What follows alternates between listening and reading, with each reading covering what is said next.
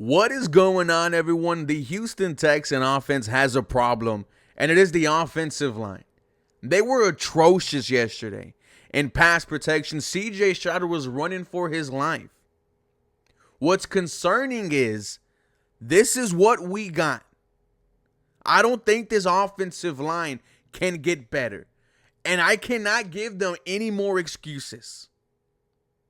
They didn't play a single game together last season is out the window. We are 7 weeks into the season, and this O-line group cannot pass protect, cannot keep CJ Stroud upright, and outside of Joe Mixon, can't do anything on the ground. Number 28 makes this offensive line better.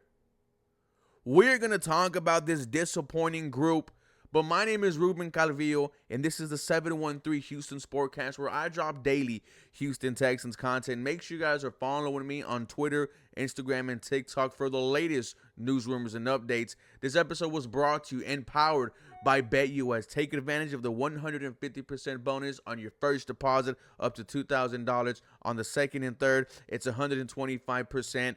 Promo code YouTube150 BetUS, where the game begins. We are on the BetUS website, and we're going to take a peek of where they have this Week 8 matchup, divisional matchup between the Houston Texans and the Indianapolis Colts. The Houston Texans are currently 6-point favorites against Indianapolis. You've seen the tweet from Joe Mixon. We'll be back next week.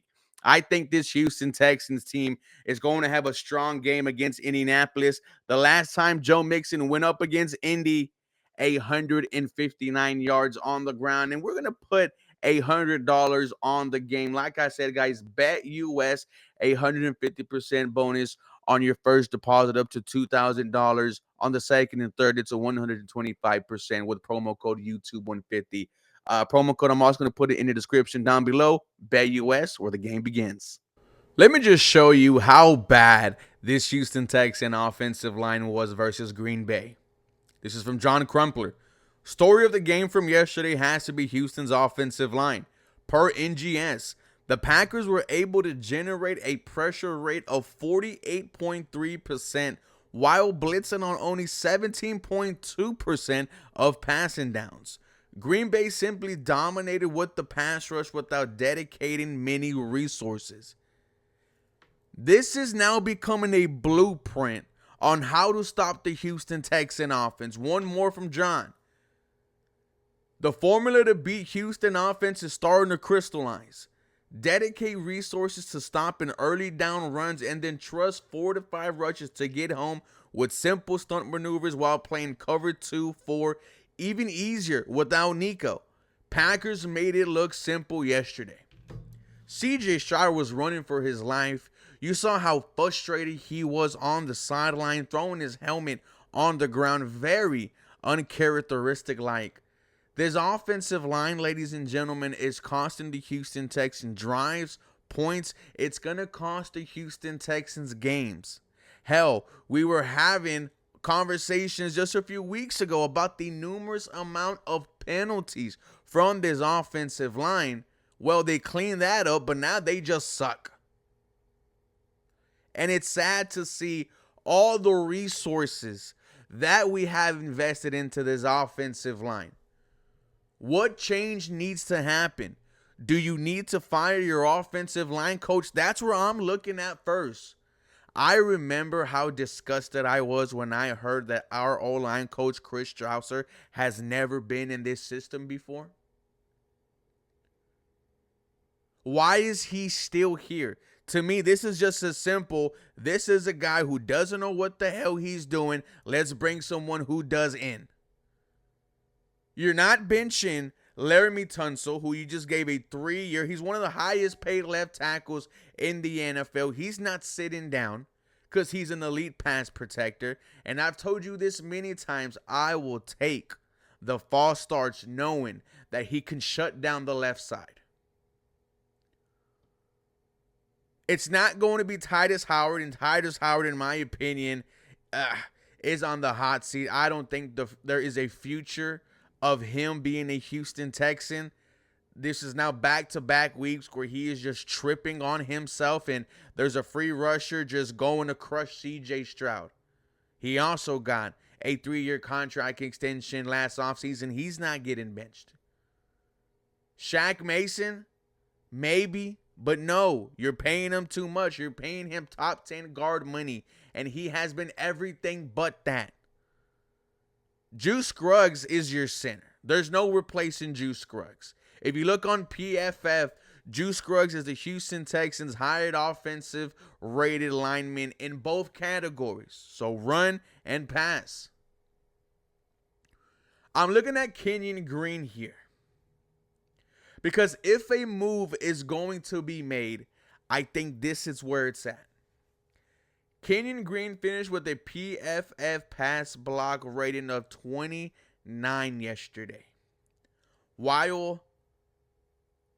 He allowed 3 pressures, 2 hurries, and 1 sack on 29 plays.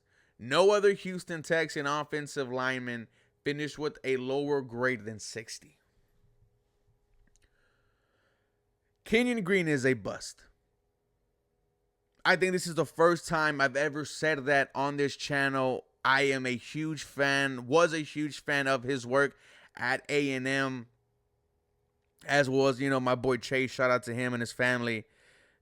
Kenyon Green regarded as one of the best run blockers in college football at that time. And, he's good on the ground, but in pass protection, just nowhere to be seen. He looks confused out there. Doesn't know what the hell is going on. If there is a move that is going to be made, I think Kenyon Green gets benched. I think the Kenyon Green experiment is likely over, guys. Sad that, this was one of our first-round picks. We passed on guys like Tyler Linderbaum, the center from Baltimore, Kyle Hamilton, the safety from Baltimore, to select Kenyon Green. Hell, even Jameson Williams, I believe. Does Kenyon Green get better? I don't know. Hopefully. I hope that he does. I hope that he proves me wrong and he shows that he's not a bust. But 7 weeks in, you could say Kenyon Green is probably one of the worst offensive linemen on this Houston Texans team. And I think that's where the move needs to be made if you're not going to fire your offensive line coach. We saw C.J. Stroud talk to the offensive line. We saw Joe Mixon talk to the offensive line. One of my biggest concerns is there's no fire from this O-line. You don't have the nastiness of Trent Williams. I wonder if Laramie Tunsil and Titus Howard really embody the swarm mentality, special work ethic, and relentless mindset. Do those two have it? I don't know. We already know Laramie Tunsil is already a guarantee to be limited at practice. He's only a full participation on Friday. He was not there in training camp. We didn't see Titus Howard a lot at all either.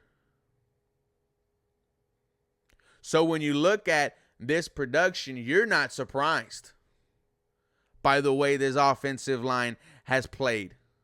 Knowing multiple people not there at training camp, multiple people out, the penalties, it just hasn't gotten good, guys.